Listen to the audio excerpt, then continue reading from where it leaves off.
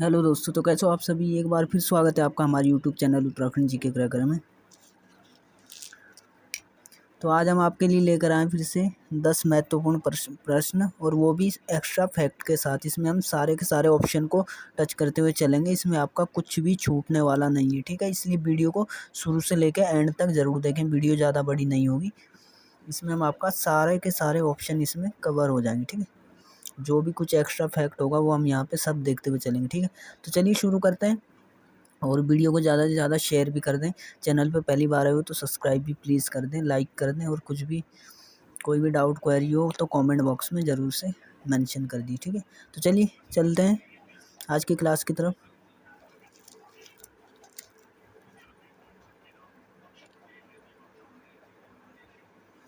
चलिए पहला प्रश्न है इसमें।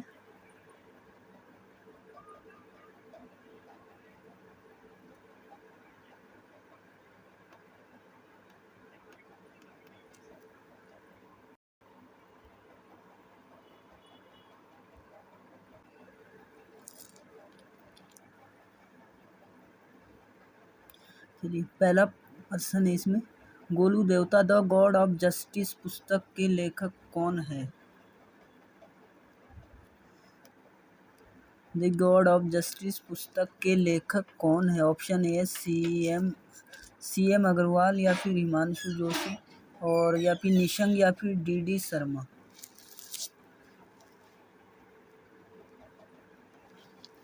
इसका होगा ऑप्शन नंबर ए। इसका होगा option number A, CM Agarwal इसके क्या हो जाएंगे, राइटर हो जाएंगे। गोलू देवता द गॉड ऑफ जस्टिस पुस्तक के लेखक सीएम अग्रवाल। चलिए इसमें ऑप्शन नंबर बी में दिया हिमांशु जोशी। इनके बारे में भी देख लेते हैं थोड़ा एक्स्ट्रा फैक्ट।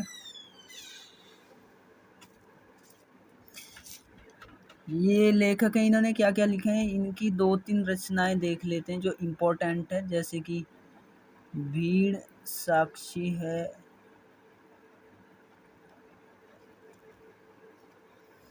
ठीक है, भीड़ साक्षी है, और आपका छाया मत छूना। ये क्या है, ये इनकी रचनाएं हैं पुस्तक।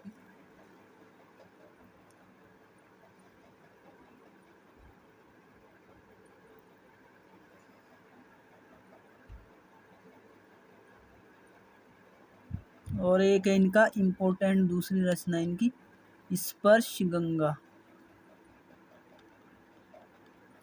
स्पर्श गंगा ये इनकी पुस्तकें महत्वपूर्ण हिमांशु जोशी की।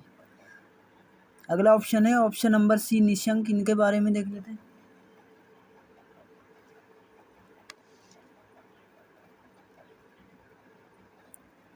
निशंक जो कि उत्तराखंड के पूर्व मुख्यमंत्री भी रह चुके हैं। ये थे हमारे 2009 से 11 तक 2009 से 11 तक ये मुख्यमंत्री रहे, उत्तराखंड के मुख्यमंत्री रह चुके हैं।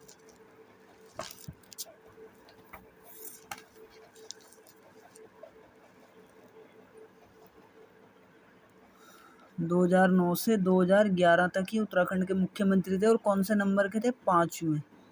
ये आपको सारे एक्स्ट्रा फैक्ट याद रखने, 5वें मुख्यमंत्री थे ये।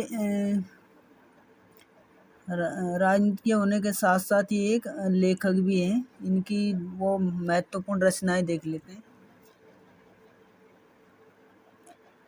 जैसे कि हो गया रोशनी की एक किरण। रोशनी की एक किरण, रोशनी की एक किरण हो गया। और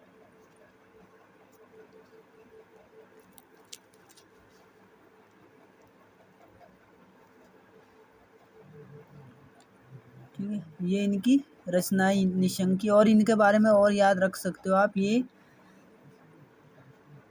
जो है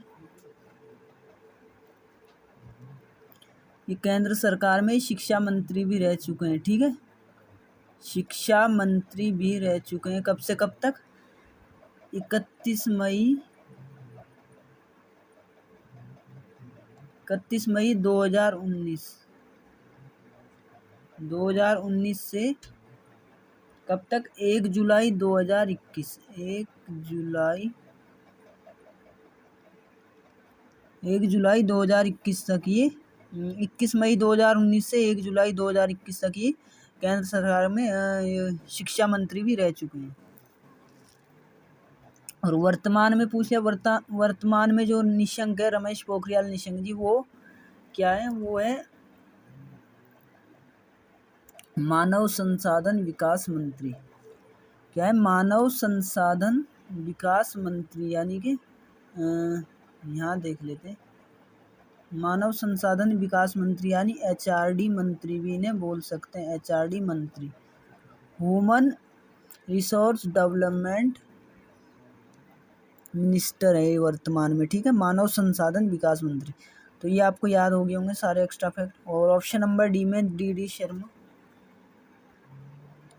डी शर्मा की जो रचना है वो है हिमालय के खश, हिमालय की खश, हिमालय की खश इनकी रचना है। ठीक है, तो ये सारे आपको एक्स्ट्रा फैक्ट याद रखने हैं। तो चलिए चलते हैं सेकंड क्वेश्चन की तरफ।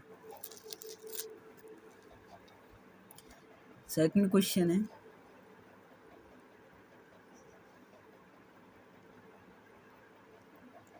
राज्य में कितने मेगावाट तक की परियोजनाओं को लघु परियोजना में रखा गया है?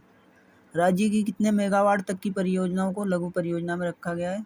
तो इसका सही उत्तर होगा ऑप्शन नंबर ए,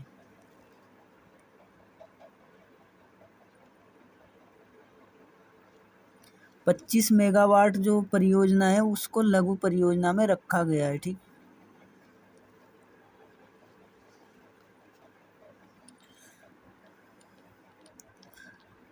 चलिए अगला क्वेश्चन है, किसकी कोमल शाखाओं को कूटकर शैम्पू के रूप में प्रयोग करते हैं? कौन सा वो इनमें से पेड़ है जिसकी कोमल शाखाओं को कूटकर शैम्पू के रूप में उसका हम प्रयोग करते हैं, इससे शैम्पू वगैरह बनाए जाते हैं? तो वो होगा, इसका राइट आंसर होगा option number C, option number C इसका सही उत्तर होगा, यानी कि भीमल के पेड़ से इसकी जो है कोमल शाखाओं को कूटकर ये शैम्पू के रूप में भी प्रयोग किया जाता है। और दूसरा इसका प्रयोग किया जाता है ये पशु चारा के रूप में भी ये प्रयोग किया जाता है। ठीक, पशु चारा के रूप में। और ऑप्शन नंबर ए में खड़ीक का पेड़ जो है ये भी आपको याद रखना है, ये भी आपका किस में काम आता है? ये भी पशु चारा के लिए प्रयोग में लाया जाता है। और ऑप्शन नंबर बी है किलमोड़ा, किलमोड़ा जो है दोस्तों ये एक प्रकार की क्या है, झाड़ी टाइप की है, इसमें कांटेदार ये झाड़ी होती है और इसमें फल लगते हैं। ठीक है, इसमें फल लगते हैं जो कि नीले रंग के होते हैं। स्टार्टिंग में ग्रीन कलर के होते हैं, फिर जब पक जाते हैं तो ये नीले रंग के होते हैं, जो कि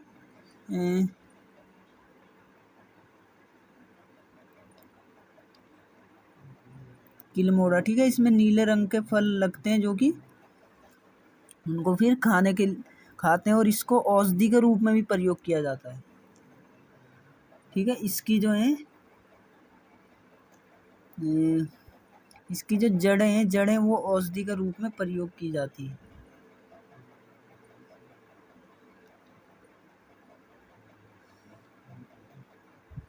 जड़ों को जो है औषधीय रूप में भी प्रयोग किया जाता है। तो ये होगी 3 ऑप्शन हमारे। और ऑप्शन डी में भैंकल का जो उपयोग किया जाता है वो किया जाता है आपका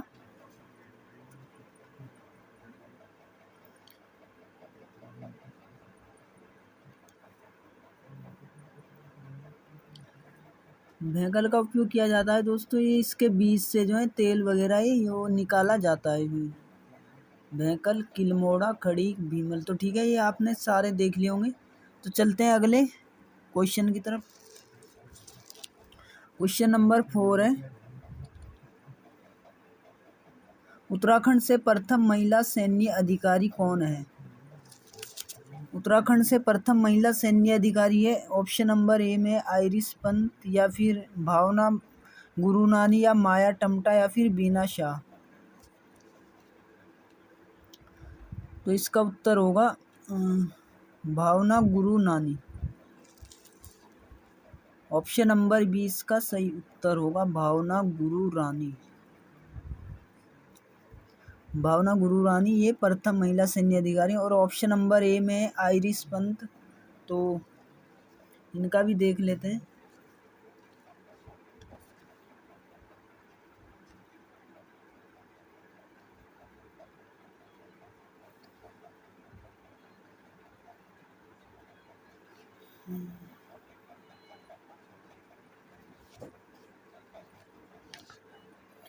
अच्छा, ऑप्शन नंबर ए में दिया है आइरिस पंत।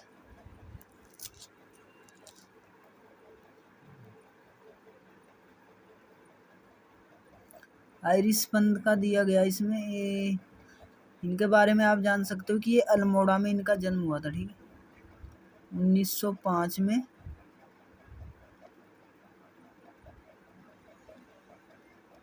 1905 में इनका जन्म हुआ था अल्मोड़ा में। और ये जो मुख्य इसमें याद रख सकते हो, ये जब पाकिस्तान स्थापना आंदोलन, यहाँ पे लिख देते हैं, पाकिस्तान स्थापना आंदोलन में क्या किया था इन्होंने, बढ़ चढ़कर अपनी भूमिका दी थी इसमें पाकिस्तान स्थापना आंदोलन में। ठीक है, पाकिस्तान स्थापना आंदोलन में इन्होंने भूमिका दी थी आइरिन पंत ने। और ऑप्शन नंबर सी है माया टमटा, ये आपको मालूम होगा, उत्तराखंड की प्रथम मेजर जनरल। ठीक है, क्या होगा ये पूरे उत्तराखंड की नहीं, भारत की भी पहली महिला मेजर हो जाएगी। भारत की फर्स्ट महिला मेजर, भारत की प्रथम महिला मेजर हो जाएंगी माया टमटा। और ऑप्शन नंबर डी में क्या दिया गया है,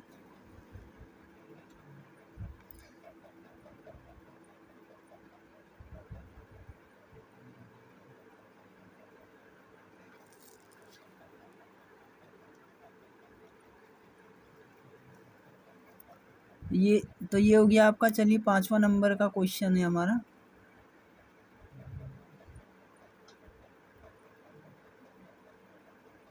फाइव नंबर क्वेश्चन है, निम्न में से किस स्थान पर 185 फीट ऊंचा जो है क्या है बौद्ध स्तूप स्थित है। कौन से स्थान पे 185 फुट ऊंचा बौद्ध स्तूप स्थित है। ऑप्शन नंबर ए है आपका क्लेमेंट टाउन और काशीपुर, या फिर मसूरी, या फिर शिमला।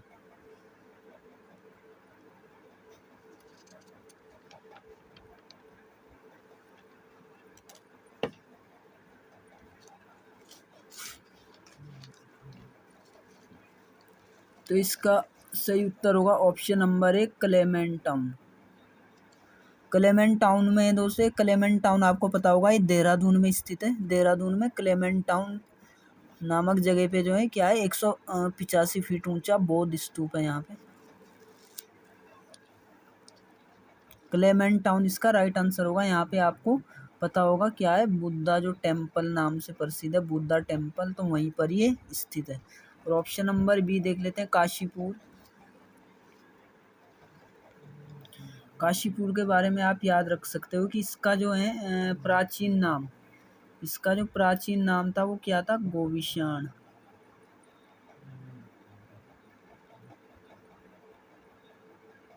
ठीक है, प्राचीन नाम था काशीपुर का गोविशाण, ये आपको याद रखना इम्पोर्टेंट है। और याद रख सकते हो इसमें आप कि यहाँ पर जो है क्या था, द्रोण सागर। यहाँ पे द्रोण सागर भी था जो कि पांडवों द्वारा बनाया हुआ माना जाता है। द्रोण सागर भी था यहाँ पे। ठीक है, और तीसरा फैक्ट आप इसमें याद रख सकते हो, यहाँ पे क्या था, कुमाऊं के जो प्रसिद्ध कवि थे गुमानी पंत, कुमाऊं के प्रसिद्ध कवि गुमानी पंत, उनकी जन्म स्थली, कुमाऊं के प्रसिद्ध कवि कौन, गुमानी पंत जो है उनकी जन्म स्थली भी काशीपुर में ही है। तो ये भी आपको याद रखना है। और ऑप्शन नंबर सी में है मसूरी। तो मसूरी आपको, मसूरी के बारे में आपको पता ही होगा। यहाँ पे जो है इसकी स्थापना की थी कैप्टन यंग ने। कैप्टन यंग ने इसकी स्थापना की थी मसूरी की, ठीक है। और ये 2005 मीटर की ऊंचाई पर स्थित है। 2005 मीटर की ये मीटर की हाइट पे ये आपका स्थित है मसूरी। और एक इसमें और याद रख सकते हो मसूरी के बारे में आप, मसूरी जो है गंगोत्री और यमुनोत्री, गंगोत्री और यमुनोत्री मंदिर का प्रवेश द्वार। गंगोत्री और यमुनोत्री मंदिरों का प्रवेश द्वार भी माना जाता है किसको, मसूरी को, ठीक। और ऑप्शन नंबर डी बचता है शिमला। ये तो अपना उत्तराखंड का है ही नहीं दोस्तों। ये क्या है, ये आपको पता ही होगा, ये कैपिटल ऑफ एचपी, ठीक है। एचपी की क्या है, राजधानी है शिमला, ठीक है। तो 5 क्वेश्चन हो गए। चलिए अगला देखते हैं 6 नंबर क्वेश्चन क्या है हमारा। 6 नंबर जो क्वेश्चन है वो है डीएवी कॉलेज की स्थापना 1902 में संस्कृत विश्वविद्यालय के रूप में किसने की थी। तो इसका जो सही उत्तर होगा 6 का वो होगा ऑप्शन नंबर ए।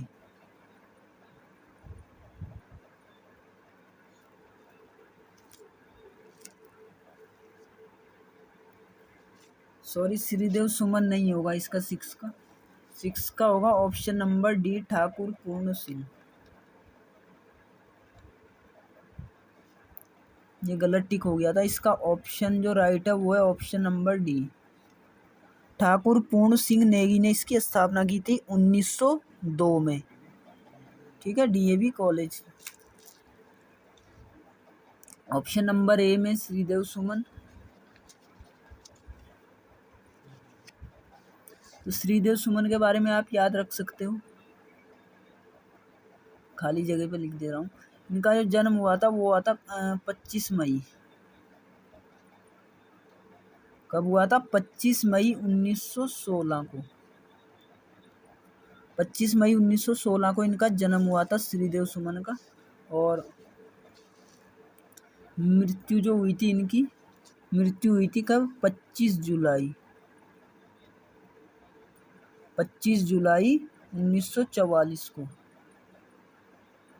1944 को हुई थी इनकी मृत्यु। कैसे हुई थी, ये जो है अनशन पे बैठे थे तो 84 दिनों की भूख हड़ताल के कारण जो है इनकी वहाँ पे मृत्यु हुई थी टिहरी जेल में।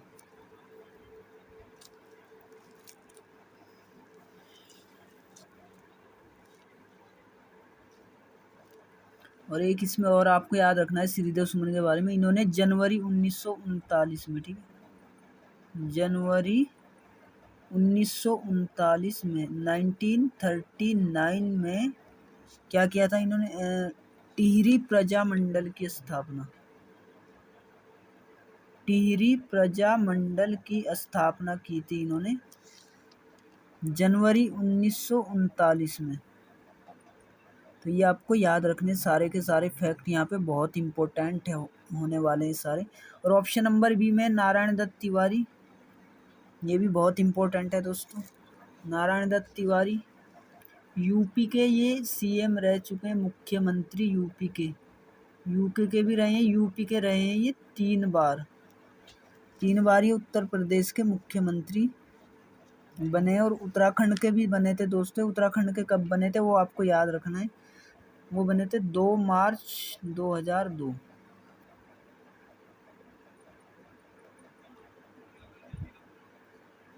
2 मार्च 2002 से 7 मार्च 2007 तक। 2 मार्च 2002 से 7 मार्च 2007 तक ये उत्तराखंड के सीएम भी रहे थे, ठीक है। इन्होंने प्रथम मुख्यमंत्री थे जिन्होंने अपना यहाँ पे पूरा कार्यकाल निभाया था, नारायण दत्त तिवारी जी ने। तो ये आपको सारे के सारे याद रखने, ये आप मोस्ट इम्पोर्टेंट है दोस्तों। और इनका जो जन्म हुआ था, ठीक है,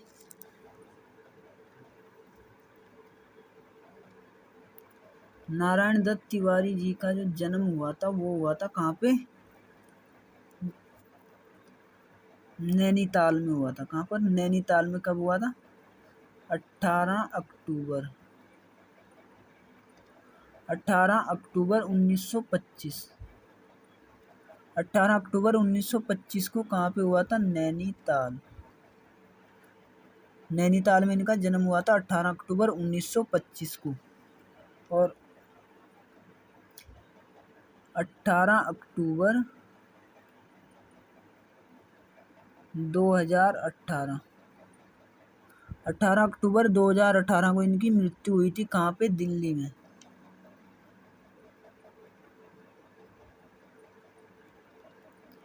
ठीक है, ये आपको सारे के सारे एक्स्ट्रा फैक्ट याद करते हुए चलना है। और ऑप्शन नंबर सी में दिया है आपका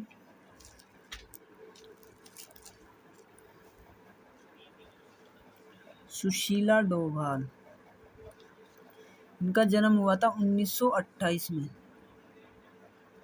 1928 में इनका जन्म हुआ था। और ये उत्तराखंड की पहली कुलपति रही है। उत्तराखंड की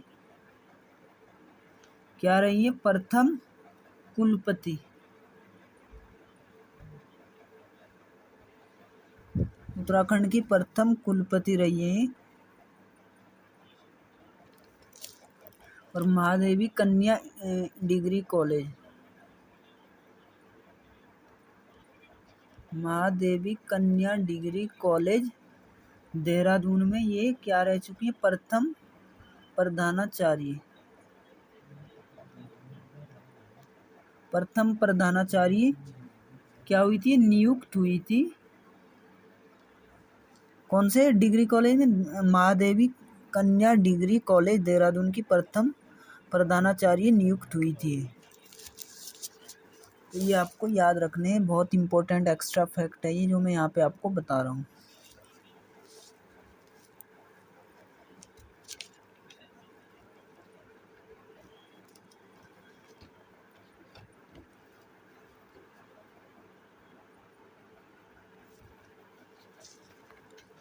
चलिए अगला क्वेश्चन है हमारा,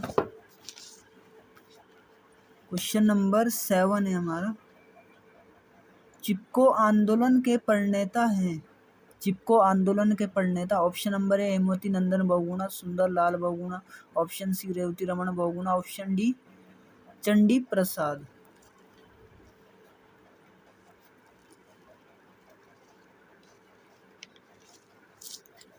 तो इसका सही उत्तर होगा ऑप्शन नंबर बी। चिपको आंदोलन के प्रणेता जो हैं वो थे Sunderlal Bahuguna. Option number B इसका सही उत्तर होगा।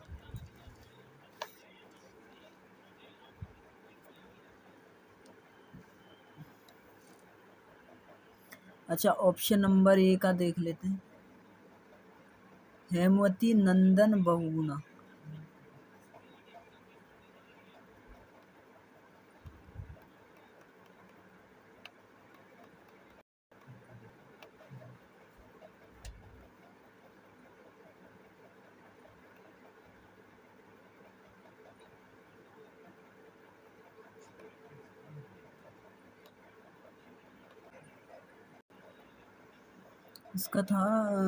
इसका ऑप्शन नंबर बी राइट होगा, सुंदरलाल बहुगुणा। और हेमवती नंदन बहुगुणा के बारे में देख लेते हैं। इनका जन्म हुआ था 25 अप्रैल 1919। 25 अप्रैल 1919 को इनका जन्म हुआ था। कहाँ पे हुआ था? बुधानी नामक गांव। बुधानी गांव जो कि कहाँ पे पड़ता है आपका? पौड़ी गढ़वाल में। बुधानी नामक गांव में इनका जन्म हुआ था, पौड़ी गढ़वाल के अंतर्गत 25 अप्रैल 1919 को। इनके उपनाम क्या क्या है वो आपको पता ही होगा। हिमपुत्र, हिमपुत्र के नाम से जाने जाते हैं ये। और धरतीपुत्र, हिमपुत्र, धरतीपुत्र, ये इनके क्या है? ये उपनाम है इनके। इस उपनाम से ये जाने जाते हैं। तो ये आपको याद रखने इनके बारे में एक्स्ट्रा फैक्ट। और ऑप्शन नंबर डी है Chandi Prasad Bhatt. Chandi Prasad Bhatt, option number D. इनके बारे में देख लेते हैं। इनका जन्म हुआ था 23 23 जून 1934 को 23 जून 1934 को इनका जन्म हुआ था। 23 जून 1934 कहाँ पे हुआ था? गोपेश्वर में हुआ था। गोपेश्वर चमोली।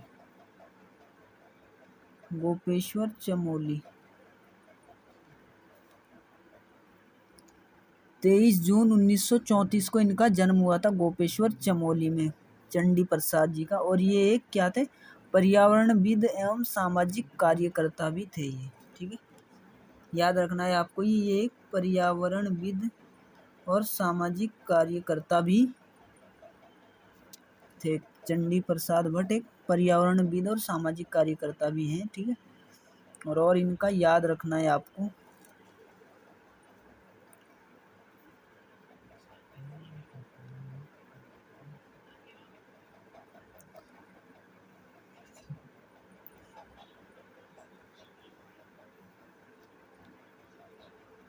दो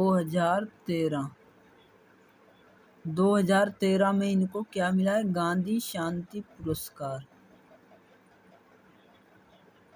2013 में इन्हें गांधी शांति पुरस्कार से सम्मानित किया गया है। और 2019 में इंदिरा गांधी।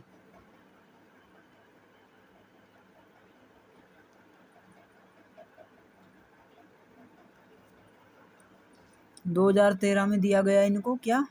गांधी शांति पुरस्कार। और 2019 में इन्हें इंदिरा गांधी पुरस्कार से सम्मानित किया गया। ये आपको याद रखना है, इम्पोर्टेंट हो जाता है। चलिए अगला क्वेश्चन है हमारा 8 नंबर। गढ़वाल के इतिहास में झांसी की रानी किसे कहा जाता है? गढ़वाल के इतिहास में झांसी की रानी जो कहा जाता है वो होगा ऑप्शन नंबर डी, यानी कि तीलू रौतेली। तीलू रौतेली को झांसी की रानी कहा जाता है। ठीक है, गढ़वाल के इतिहास में इन्हें झांसी की रानी की संज्ञा दी गई है। और ऑप्शन नंबर ए है सती रानी। तो सती रानी जो है ये क्या हो जाएंगी? ये हो जाएगी, ये कुलदेवी है। ठीक है, कुलदेवी है ये किसकी? ये कुलदेवी के रूप में मानी जाती है। कौन? सती रानी कुलदेवी के रूप में मानी जाती है। किनकी? अग्रवाल बनियों की कुलदेवी। अग्रवाल बनियों की कुलदेवी के रूप में जानी जाती है सती रानी को। ठीक है, ये आपको याद रखना है। और ऑप्शन नंबर बी है जिया रानी।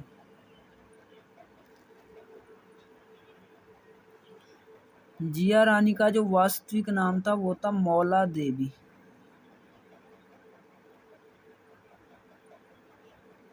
क्या था इनका वास्तविक नाम? जिया रानी का मौला देवी इनका वास्तविक नाम था। और इन्हें क्या कहा जाता है? कुमाऊं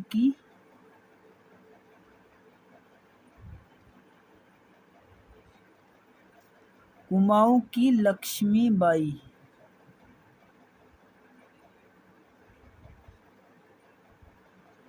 इन्हें कुमाऊं की लक्ष्मीबाई भी कहा जाता है। किनको? जिया रानी को। और वास्तविक नाम इनका मौला देवी था। तो ये आपको याद रखने सारे एक्स्ट्रा फैक्ट।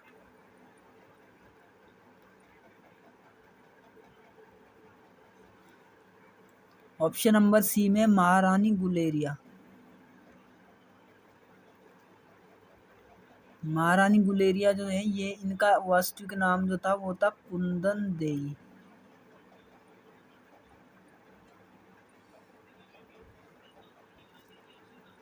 इनका मूल नाम क्या था? इनका कुंदन देई। और ये जो टिहरी के जो नरेश थे प्रताप शाह। टिहरी के नरेश थे जो कौन? प्रताप शाह। टिहरी के नरेश प्रताप शाह जो थे उनकी क्या थी? रानी थी। टिहरी के जो नरेश थे प्रताप शाह उनकी रानी थी महारानी गुलेरिया। ठीक है, तो ये ऑप्शन आपको ये सारे एक्स्ट्रा फैक्ट याद रखने। चलिए अगला क्वेश्चन है हमारा 9 नंबर।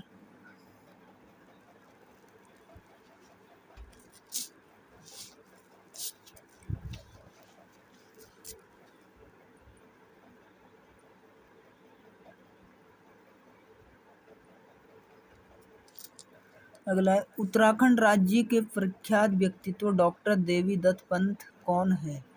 उत्तराखंड राज्य के प्रख्यात व्यक्तित्व डॉक्टर देवी दत्त पंत कौन है? ऑप्शन नंबर ए राजनेता हैं, या फिर वैज्ञानिक है, या साहित्यकार हैं, या फिर समाज सुधारक हैं।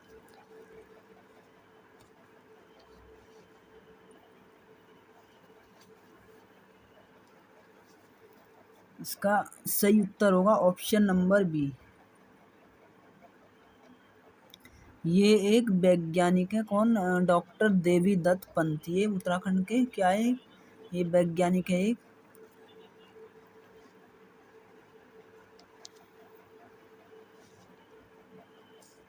इनका जन्म हुआ था 1919 में। 1919 में हुआ था। कहाँ पर हुआ था? पिथौरागढ़ में। 1919 में इनका जन्म हुआ था पिथौरागढ़ में। ये आपको याद रखना है, देवीदत्त पंत।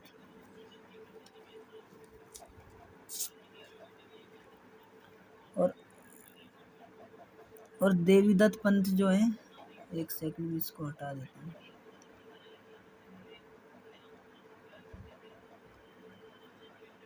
अच्छा, देवीदत्त पंत जो है इसका राइट आंसर वैज्ञानिक है। और ये जो है क्या थे? प्रसिद्ध वैज्ञानिक जो वो थे हमारे सीवी रमन। ठीक है, डॉक्टर सीवी रमन जो थे, उनके क्या थे? उनके ये शिष्य भी थे। जो हमारे भारत के प्रसिद्ध वैज्ञानिक थे डॉक्टर सीवी रमन, उनके ये शिष्य भी थे। कौन? डॉक्टर देवीदत्त पंत। तो ये आपको याद रखने सारे के सारे एक्स्ट्रा फैक्ट। ठीक है, तो चलिए आज का हमारा 10 नंबर यानी लास्ट नंबर क्वेश्चन है हमारा आज का। उत्तराखंड राज्य की विभूति डॉक्टर इस्लाम अहमद सिद्दीकी की अमेरिका में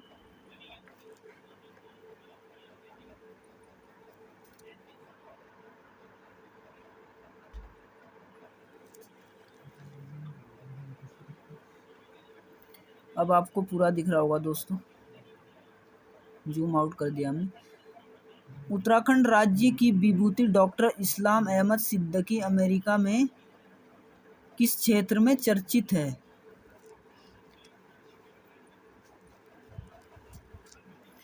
सामाजिक कार्य, या फिर सूचना प्रौद्योगिकी, या फिर राजनीति, और या फिर फिल्म निर्माण। तो इसका सही उत्तर होगा ऑप्शन नंबर सी।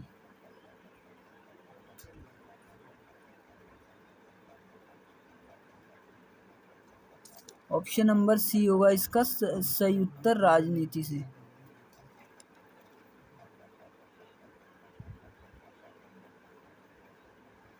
ठीक है, राजनीति से ये संबंधित है डॉक्टर इस्लाम अहमद सिद्दीकी। और इनका जो जन्म हुआ था वो हुआ था कब?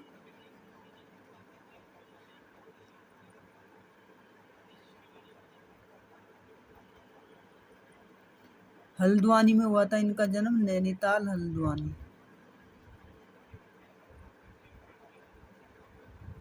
हल्द्वानी नैनीताल के ये इनका जन्म हुआ था, जो कि अमेरिका में क्या है, राजनीति के रूप में ये चर्चित है, डॉक्टर इस्लाम अहमद सिद्दीकी। तो ये थे आज के हमारे 10 महत्वपूर्ण क्वेश्चन दोस्तों। इसमें हमने सारे के सारे आपको एक्स्ट्रा फैक्ट भी इसमें सब कुछ बताए हैं दोस्तों। उम्मीद है आपको क्लास पसंद आई होगी। क्लास अगर आपको पसंद आई हो तो प्लीज़ शेयर भी कर दें ज़्यादा से ज़्यादा, और वीडियो को लाइक भी कर दें, कमेंट कर दें, और चैनल को सब्सक्राइब भी ज़रूर से कर दें। ठीक है दोस्तों, तो चलिए मिलते हैं इसी तरह की अगली वीडियो में। तब तक के लिए बाय बाय। बने रहिए दोस्तों हमारे चैनल के साथ। Thank you so much.